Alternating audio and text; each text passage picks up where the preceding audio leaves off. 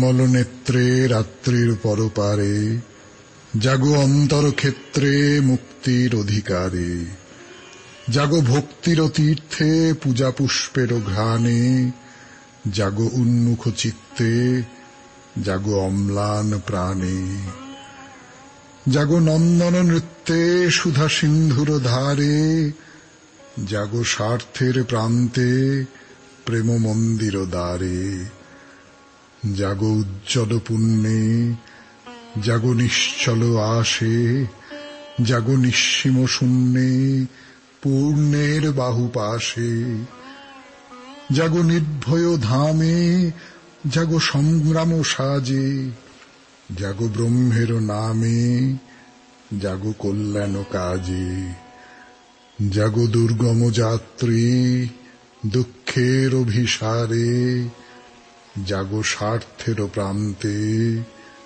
প্রেম মন্দির দ্বারে। রবীন্দ্রনাথের কবিতা দিয়ে শুরু হলো আপনাদের সৌমিত্র বসুর কথা বলা।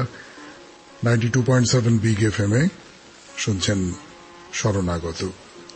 বিশুদ্ধ সিদ্ধান্ত মতে আজকে শুক্রবার 30 বৈশাখ 1428, ইংরেজির 14 মে 2021, তিথি বৈশাখ, শুক্লপক্ষ দ্বিতীয়া, নক্ষত্র রোহিণী, সূর্যোদয়ের সময় ভোর 5:48, সূর্য অস্ত যাবার সময় সন্ধে 6:05 হয়ে 2 সেকেন্ড। আজকে জন্মে বৃষ রাশি, বৈশ্য বর্ণ, মতান্তরে শূদ্র বর্ণ নরগণ। প্রাতঃকালে 5:45 গতে দেবগণ, রাত্রি 7:14 গতে মিথুন রাশি, শূদ্র বর্ণ, মতান্তরে বৈশ্য বর্ণ।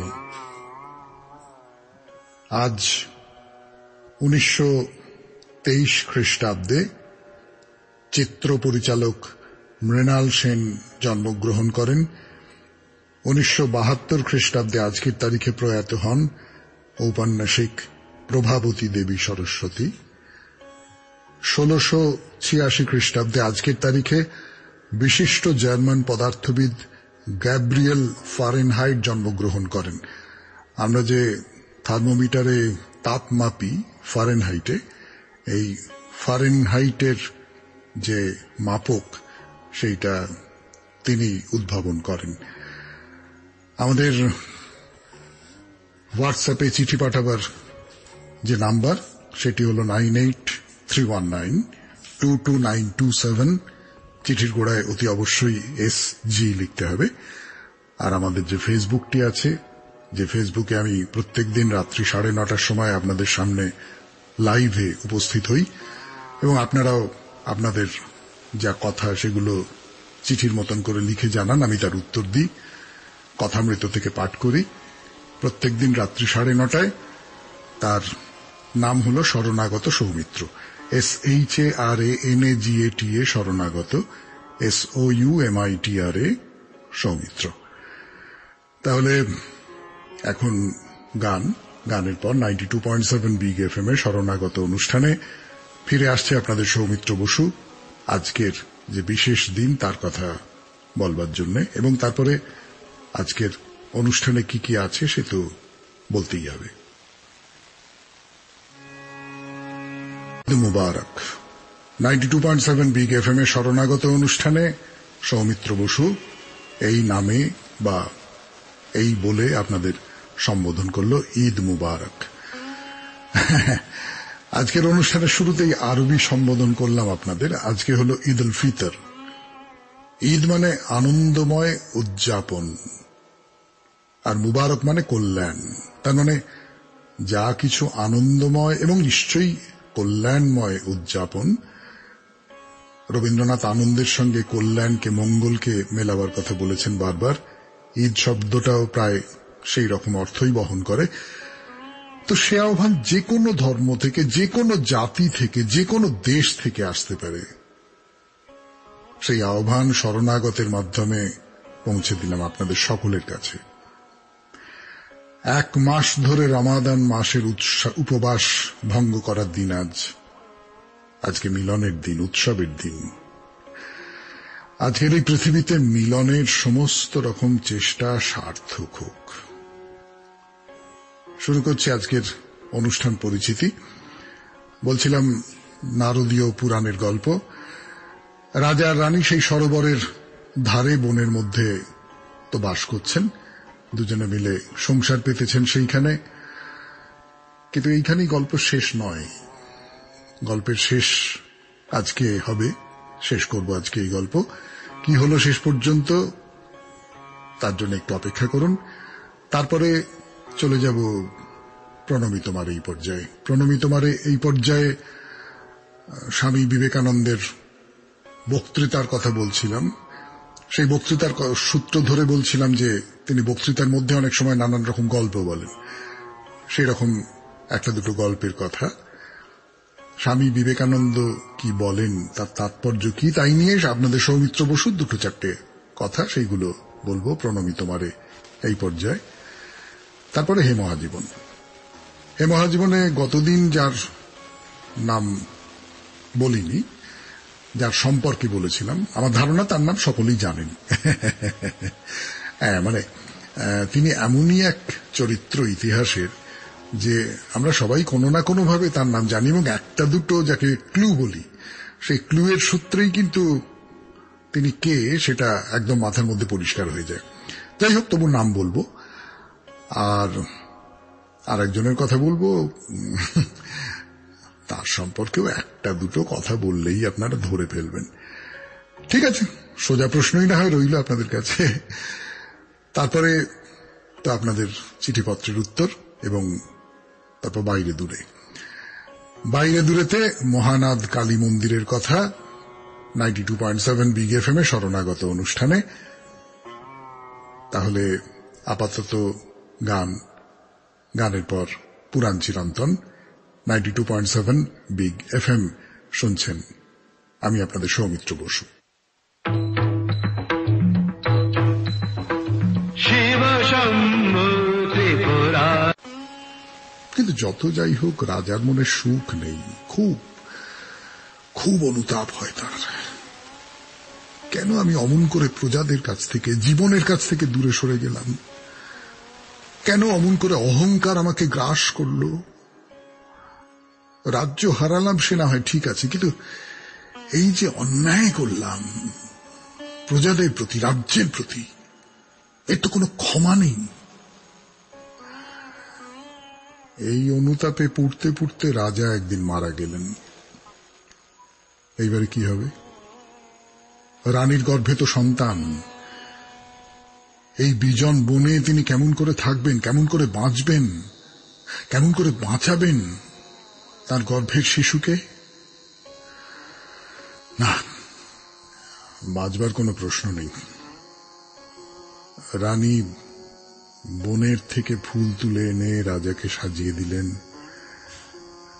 কাঠকুটো যা জোগাড় করতে পেরেছেন তাই দিয়ে চিতা সাজালেন। এই চিতায় তুমি আমি একসঙ্গে পুড়ে যাব, কেউ জানতে পারবে না। কিন্তু জানতে পারলেন।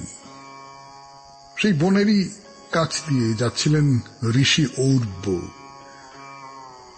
এই বিজন বনের মধ্যে কে যেন কাঁদছে না,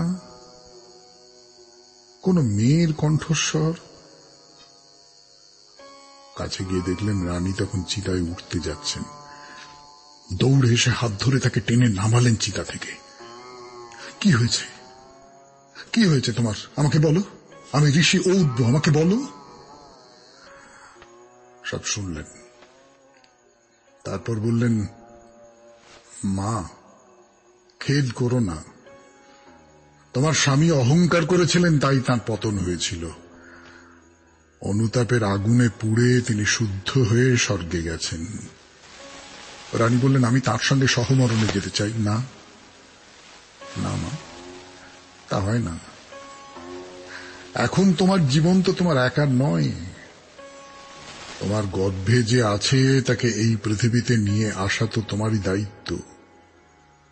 সে তো কোনো অন্যায় করেনি, তাকে তুমি মৃত্যুদণ্ড দেবে কোন অধিকারে বলো? শোনো, রাজার সৎকার করে তুমি আমার সঙ্গে আমার আশ্রমে চলো, সেইখানেই তুমি থাকবে। বেশ, তাই হবে তাহলে। রাজার উপযুক্ত সৎকার হল, রানী চলে গেলেন ঋষি ঔর্বের আশ্রমে। সেখানে যথাকালে তার একটি পুত্র সন্তান হল। ঋষি বললেন, তুমি বিষ পান করেছিলে, তোমার গর্ভে থাকা অবস্থায় এই শিশুও সেই গরল পান করেছিল, তা সত্ত্বেও এর মৃত্যু হয়নি। গরলজয়ী এই শিশুর নাম হোক সগর।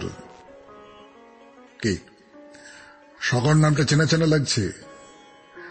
হ্যাঁ, এই সগরেরই তো 60,000 পুত্র পুড়ে গিয়েছিল কপিল মুনির অভিশাপে। ভগীরথ তাদের উদ্ধার করবার জন্য গঙ্গাকে মর্তে এনেছিলেন। সে কাহিনী আর কার না জানা। কে? কেমন লাগছে পুরাণের গল্প? আমাদের যে পুরাণগুলো তা ভরে আছে এইরকম অজস্র সব গল্পে। পুরনো দিনে সেই সব গল্প আবার নতুন করে পড়তে দিব্যি লাগে, তাই না? বেশ, তাহলে আগামীকাল শুরু হবে নতুন কাহিনী। আপাতত গান, গানের পর প্রণমী তোমারে, শুনছেন শরণাগত, শুনছেন সৌমিত্র বসুর কথা 92.7 বিগ FM এ। তো অনুষ্ঠান শুনছেন এখন প্রণমী তোমারে। এর আগের দিন আপনাদের শোনালাম সেই সিংহ শিশুর কথা। স্বামী বিবেকানন্দ যে গল্প বলেছিলেন বক্তৃতা দেবার সময়, সেই সিংহ শিশু যে নিজেকে চিনত না, নিজের পরিচয়, নিজের জোর, নিজের সক্ষমতা জানত না, আর একজন সিংহ এসে তাকে তার নিজের সত্য পরিচয়ের মুখোমুখি দাঁড় করিয়ে দিল। সেই সত্য পরিচয় কি? শৃণ্বন্তু বিশ্বে অমৃতস্য পুত্রাঃ। বিশ্বের যেখানে যত অমৃতের পুত্রেরা আছো সকলে শোনো। তার মানে এই বিশ্বের যেখানে আমরা যারা আছি আমরা সবাই অমৃতের পুত্র। এ কথার মানে কি? যদি অনুমতি করেন আপনাদের সৌমিত্র বসু তার মতো করে এর একটা ব্যাখ্যা দেওয়ার চেষ্টা করতে পারে। অমৃতস্য পুত্রাঃ। সত্যি সত্যি এ কথার যে কোনো বাস্তব মানে নেই তা তো আমরা সবাই জানি। আমরা তো সবাই একদিন মরে যাব, কেউ আগে কেউ পরে। কিন্তু সেই যে জীবনানন্দ দাশের কবিতায় আছে, মানুষের মৃত্যু হলে তবুও মানব থেকে যায়। কথা বলবো এই নিয়ে কথা বলবো 92.7 বিগ FM এ শরণাগত অনুষ্ঠানে। মাঝখানে একটু গান শুনে নেওয়া যাক। শরণাগত অনুষ্ঠানে 92.7 বিগ FM এ সৌমিত্র বসু শুরু করছে তার কথা। এই যে জীবনানন্দ দাশের কবিতার অংশটা বললাম, মানুষের মৃত্যু হলে তবুও মানব থেকে যায়, এর মানেটাই বা কি? দেখুন, আমি আমি আমি আমি আমি যেটুকু বুঝি, মানুষের একটা অংশ আছে যে নিত্যদিনের সুখ দুঃখে দোলে, শোক পায়, খুশি হয়, ছোট ছোট সব বেঁচে থাকা নিয়ে বেঁচে থাকে।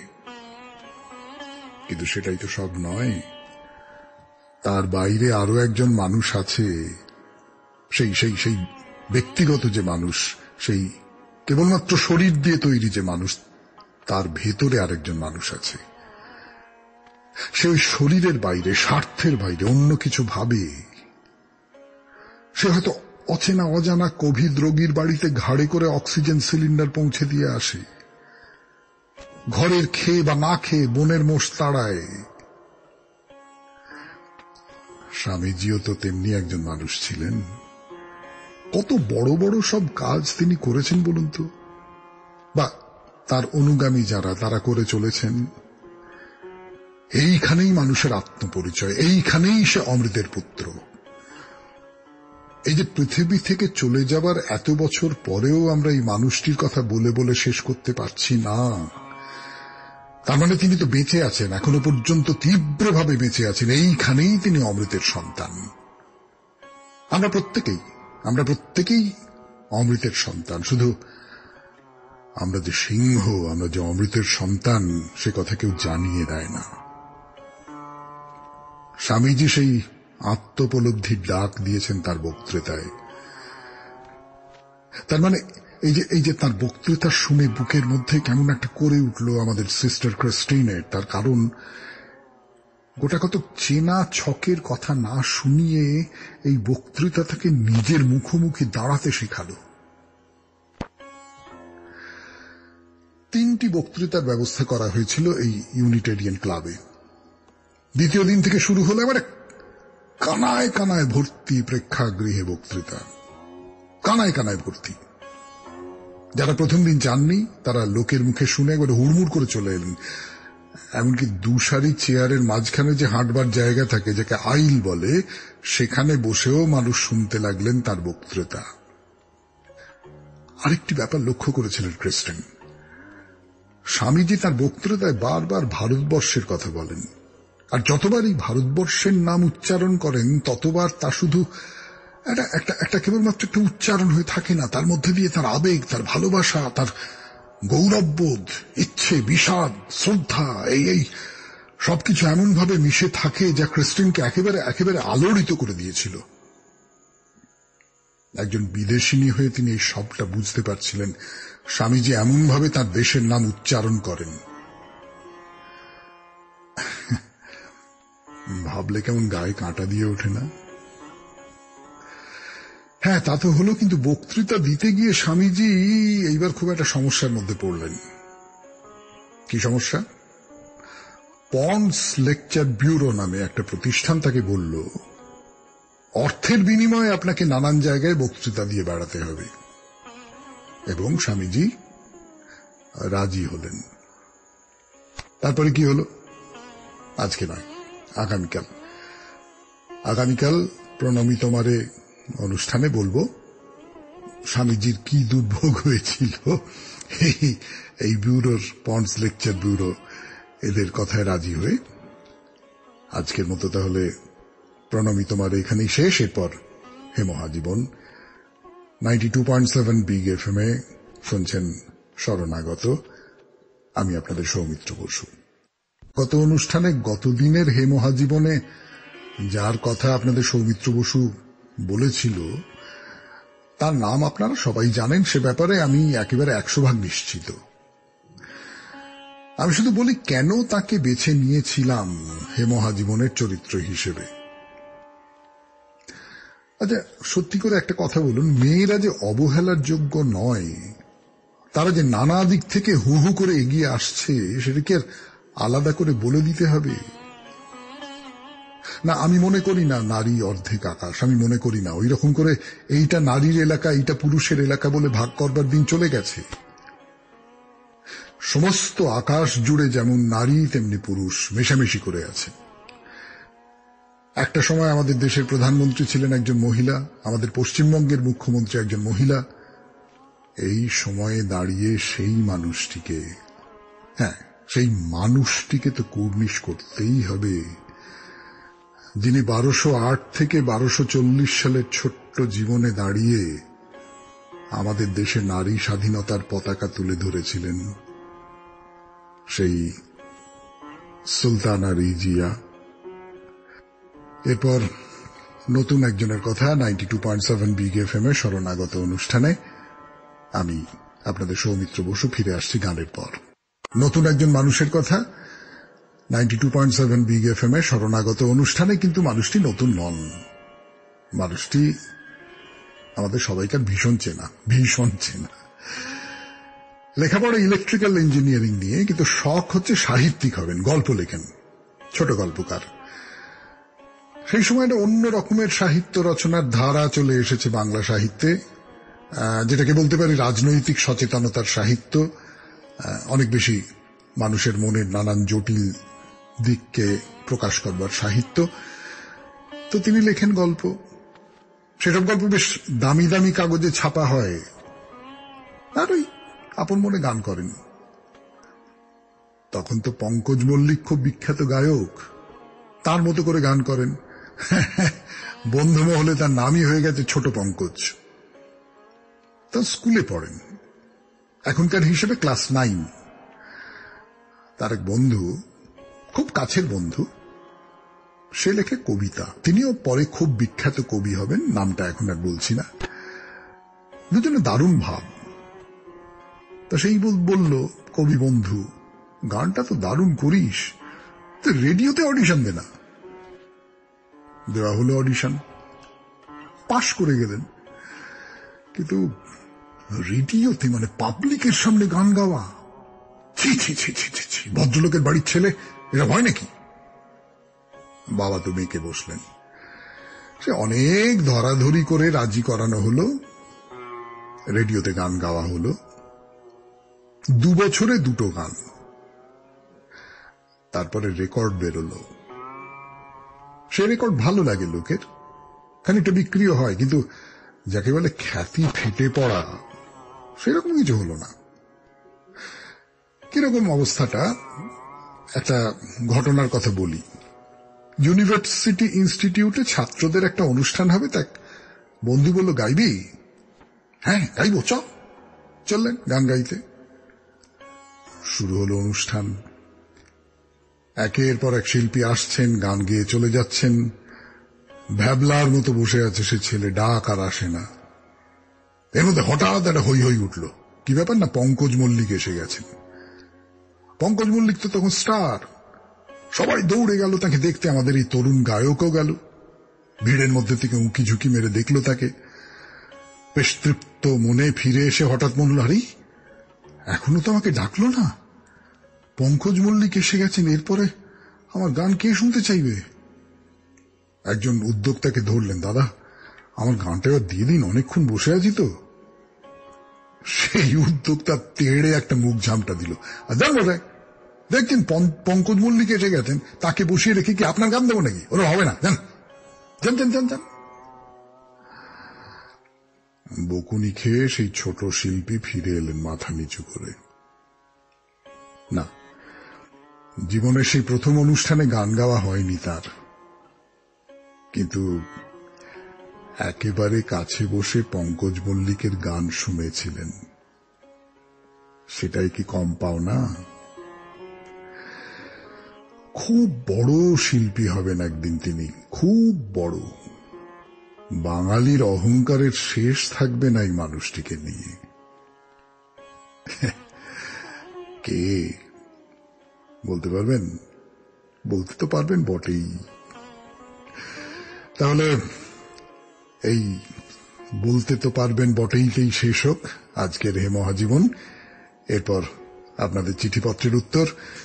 রবীন্দ্রনাথকে নিয়ে, আমার রবীন্দ্রনাথ, এই নিয়ে অনেক অনেক অনেক চিঠি এসেছে, খুব দারুণ দারুণ সব চিঠি। তার 2টো চিঠি একটু শোনাই আপনাদের। 92.7 বিগ এফএম এ শুনছেন শরণাগত, জীবনের সহজ পাঠ। আমি আপনাদের সৌমিত্র বসু। বাবু, আমি এর আগে আপনার কাছে লিখেছিলাম, আমার স্ত্রী আপনার শরণাগত অনুষ্ঠান শোনে, সে স্মার্টফোনের ব্যবহার জানে না, সে কারণে আপনার কাছে চিঠি লিখতে পারে না। আপনি উত্তরে জানিয়েছিলেন আমি যেন আপনাকে তার কথা লিখে জানাই। আপনার কথা মতো তার কথাগুলো আপনার কাছে লিখলাম। ইতি বিমল কুমার সিনহা, পোস্ট কোন্নগর, জেলা হুগলি। এরপর বিমলবাবুর স্ত্রীর চিঠি। আমার রবীন্দ্রনাথ, আমার রবীন্দ্রনাথ ঠাকুর, আমার ছোটবেলায় তোমার জন্মদিন উপলক্ষে আয়োজিত রবীন্দ্র জয়ন্তী অনুষ্ঠানে তোমার লিখিত তালগাছ কবিতাটি আবৃত্তি করেছিলাম একদিন। সেদিন থেকেই কবিতাটি আমার মনে কোথাও রয়ে গেছে আজও। বড় হয়ে কবিতাটির অর্থ যা বুঝেছি তাই এখানে লিখছি। তুমি কবি, কল্পনার ডানা মেলে আকাশে বাতাসে কোথায় না উড়ে উড়ে ঘুরে বেরিয়েছ, কিন্তু শেষ পর্যন্ত মাটিতেই ফিরে এসেছ, আর মাটির মাকেই ভালোবেসেছ। তালগাছ কবিতাটিতে তোমার মনের সেই কথাটি লিখেছ। তারপরে হাওয়া যেই নেমে যায়, পাতা কাঁপা থেমে যায়, ফেরে তার মনটি যেই ভাবে মাঝে হয় মাটি তার, ভালো লাগে আরবার পৃথিবীর কোনটি। আসলে তুমি তোমার দেশের মাটিকেই মা বলে দেখেছ, তারপরে মাথা তোমার ঠেকিয়েছ, সে কথা তুমি তোমার গানেও বলেছ। জননী জন্মভূমিশ্চ স্বর্গাদপি গরীয়সী, তুমি মহান, তুমি যেমন রবীন্দ্রনাথ। ওগো বিশ্বপ্রেমিক, প্রকৃতি প্রেমিক, নোবেল জয়ী বিশ্বকবি, তুমি আমার প্রণাম নিও। ইতি মুকুল সিনহা। খুব সুন্দর চিঠি, ভারী চমৎকার চিঠি, এবং সত্যি সত্যি তালগাছ কবিতার যে ব্যাখ্যাটি করেছেন সেই ব্যাখ্যাটি ভারী চমৎকার। পরের চিঠি রোমান স্ক্রিপ্টে লেখা, মানে ইংরেজি হরফ যাকে বলি আমরা সাদা কথায়, এমনি কথায়, চলিত কথায়, তাতে লেখা। একটু পড়তে অসুবিধা আমার হতে পারে, কিন্তু নমস্কার। 10 বছর বয়সে আমি অমল ও দইওয়ালা নাটকে অংশগ্রহণ করেছিলাম। তখন থেকেই আমার হৃদয়ে রবীন্দ্রনাথ, রবীন্দ্রসঙ্গীত আমার খুব প্রিয়। আমার প্রিয় গান যদি তো ডাক শুনে কেউ না আসে, চরণ ধরিতে দিও গো আমারে, তোমার হলো শুরু, বড় আশা করে এসেছি। অমিতা ব্যানার্জি, খড়দহ, 24 পরগনা নর্থ। বাহ, ছোট্ট চিঠি কিন্তু ভারী সুন্দর চিঠি। একজন তালগাছ কবিতার কথা বলেছেন, আরেকজন অমল দইওয়ালা। অমল দইওয়ালা ঠিক নয়, পুরো নাটকটার নাম হচ্ছে ডাকঘর, তার একটা ছোট্ট অংশ অমল দইওয়ালা। সেই অংশটা বোধহয় আমার যতদূর মনে পড়ছে স্কুলের কোনো একটা ক্লাসে পাঠ্য ছিল, সেই সুবাদেই হয়তো ওইটুকু অংশই অভিনয় করবার একটা সুযোগ হয়েছিল। যাই হোক, ভারী চমৎকার লাগলো আপনাদের রবীন্দ্রনাথকে নিয়ে অভিজ্ঞতার কথা, বা আমার রবীন্দ্রনাথ। এবার তাহলে গান, গানের পর বাইরে দূরে 92.7 বিগ এফএম এ শরণাগত অনুষ্ঠানে আমি সৌমিত্র বসু। চলুন অন্য একটা জায়গায় নিয়ে যাই আপনাদের, নতুন দেশে।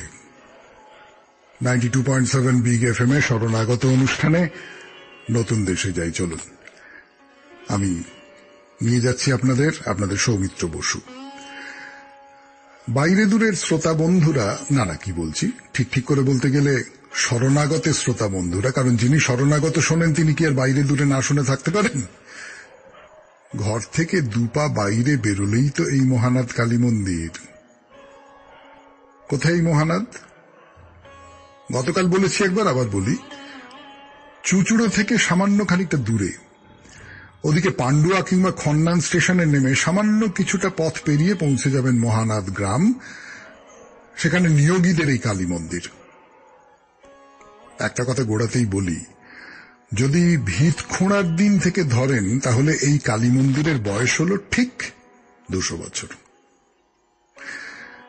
বলবো এই কালী মন্দিরের কথা বলবো, কিন্তু তার আগে একটু গান শুনে নেব 92.7 বিগ এফএম এ শরণাগত অনুষ্ঠানে।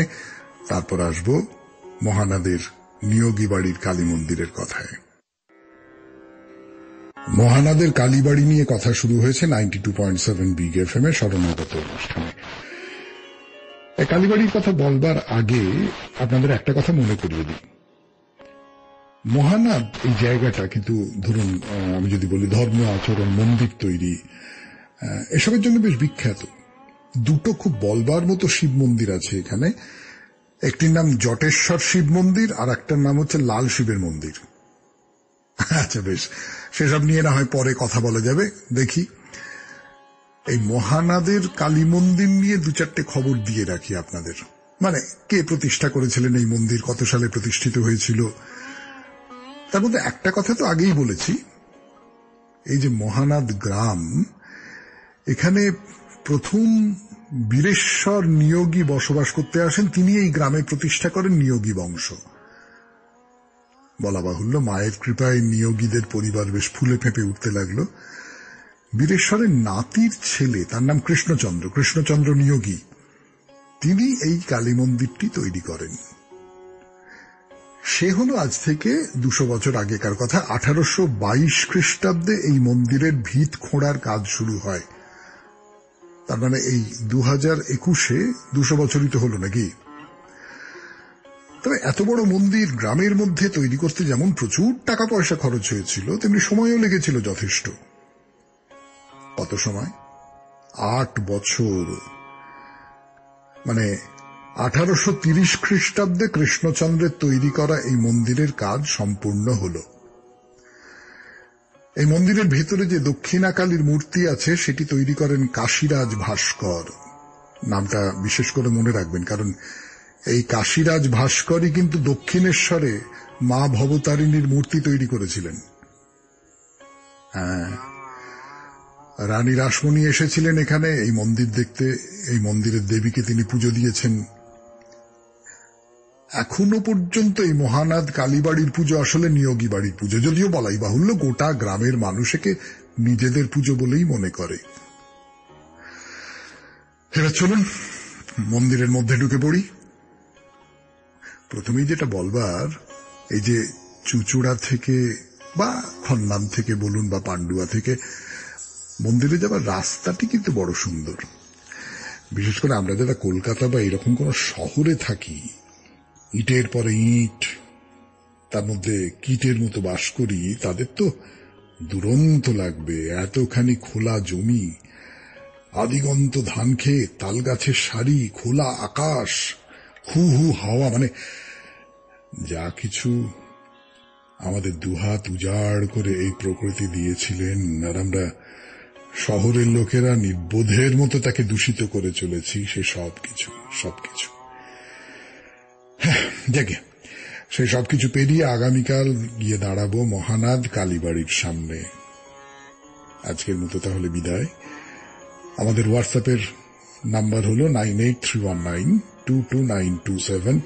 আর আপনারা তো খুব ভালো করেই জানেন যে শরণাগতের জন্য যে চিঠি, সেই চিঠির গোড়ায় SG এইটা লিখতে হবে। তাহলেই শরণাগতের চিঠি, শরণাগত যে অনুষ্ঠানটা করে সৌমিত্র বসু, তার হাতে গিয়ে পৌঁছবে। আর আমাদের ফেসবুকে নাম হচ্ছে শরণাগত সৌমিত্র, যে ফেসবুকে প্রত্যেকদিন রাত্রি 9:30টার সময় আপনাদের সৌমিত্র বসু লাইভে উপস্থিত থাকে আপনাদের সঙ্গে কথা বলবার জন্য। শরণাগত সৌমিত্র।